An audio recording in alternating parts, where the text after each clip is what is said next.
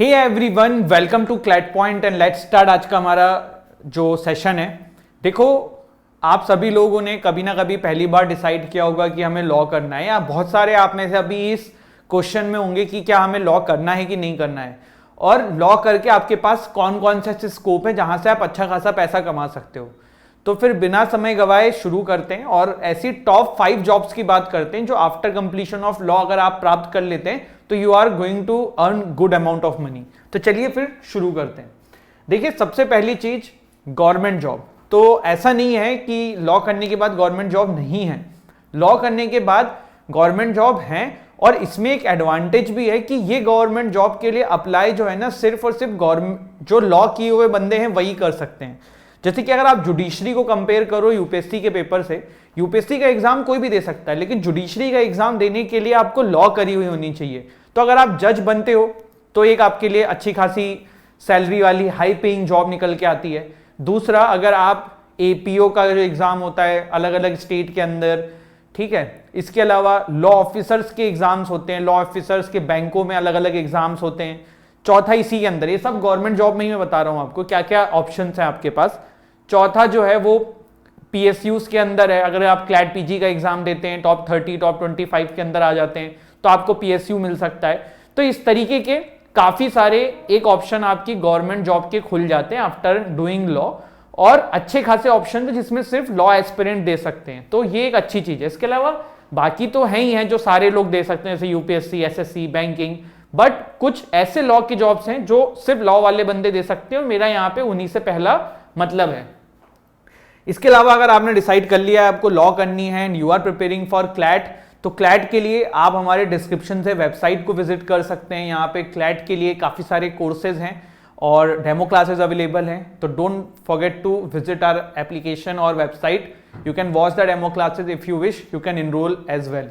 दूसरा देखो, high paying job जो है ना वो है कॉर्पोरेट जॉब। कॉर्पोरेट जॉब के लिए लेकिन देखो मैं पहली टर्म्स कंडीशन बता देता हूं।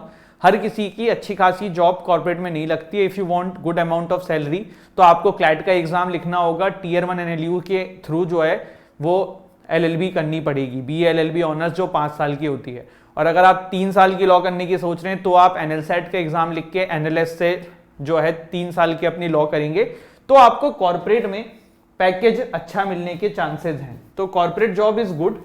18 लाख, 20 लाख, 25 लाख, 30 लाख इस तरीके के पैकेजेस भी लगते हैं, लेकिन मैं झूठ नहीं बोलूंगा, ये उन्हीं कॉलेजेस में लगते हैं जो टीयर 1 एनएलयू के नाम से जाने जाते हैं, जैसे कि NLSIU, NALSA, WBNUJS, NLIU Bhopal, Jodhpur NLU.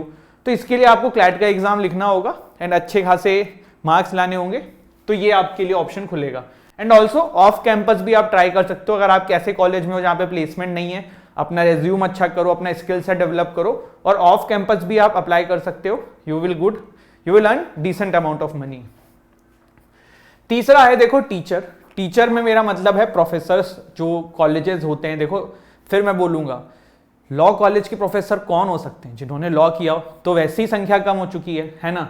तो आपको यूजी की डिग्री लेने के बाद, मतलब एलएलबी करने के बाद एलएलएम करना होगा, तो आप जो है फिर पीएचडी और ये सब लाइन करके जो है प्रोफेसर वाली लाइन में जा सकते हो। अच्छी खासी सैलरी होती है, 1 लाख, 1.5 लाख, 2 लाख, इस तरीके की जो सैलरीज होती हैं प्राइवेट कॉलेजेस में, सरकारी कॉलेजेस में, गवर्नमेंट कॉलेजेस में। तो ये एक अच्छी जॉब है, एक बहुत ही रेपुटेटेड जॉब है, तो आप प्रोफेसर्स के लिए भी ट्राई कर सकते हैं। This is also a high paying job. Then I come to the fourth option, जो कि है पब्लिक प्रोसिक्यूटर। पब्लिक प्रोसिक्यूटर बनने के लिए देखो करना क्या होता है, 2 चीजें होती हैं। एक तो ये जुगाड़ से भी होता है ना, क्योंकि जो भी सरकार आती है स्टेट के अंदर वही लोग नियुक्त करते हैं कि कौन कौन से एडवोकेट जो हैं वो उस साल के लिए पब्लिक प्रोसिक्यूटर रहेंगे। तो अगर आप बन जाते हो तो बहुत अच्छी बात है। अगर आप ऐसे नहीं बनते हो तो आप एपीओ का एग्जाम होता है जैसे अलग अलग स्टेट का, वो लिख के भी पब्लिक प्रोसिक्यूटर बन सकते हो। इसी के अंदर में सुप्रीम कोर्ट की क्लर्कशिप होती है, वो भी एक एग्जाम होता है, साल भर के बेसिस पे निकालते हैं, तो वहां पे भी इसको आप इसमें इंक्लूड कर सकते हो। तो these are the things which you can apply. तो ये है पब्लिक प्रोसिक्यूटर की जॉब। फिफ्थ है लिटिगेशन। देखो मैं लिटिगेशन सबसे लास्ट में क्यों रख रहा हूं, लिटिगेशन में जबकि सबसे ज्यादा पैसा है, बट ये सबके लिए नहीं है।